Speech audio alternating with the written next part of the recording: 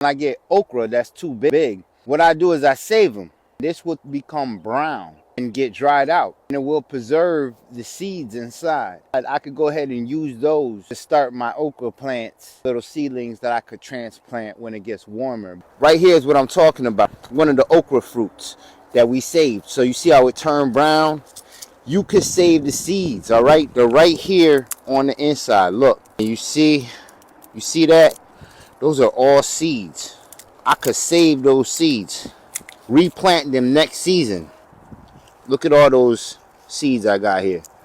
And each of them are going to grow into being a whole plant. I'm going to take these seeds right here that I got from the okra fruit, and I'm going to put them inside of a jar. I got a jar. It's going to seal tight. I'm going to keep it outside of the sun. Okay, it doesn't have any moisture. I'm going to store it in some place like a pantry. I'm not going to put it in the refrigerator or the freezer, nothing like that, because I don't want any condensation. Now listen, I'm going to give y'all a lot of game on seeds, how to save seeds, the best seeds to buy. Right now is the best time actually for you to get your seeds for the springtime. We got a class on seeds. Me and Dr. Cynthia Hall going to do the thing.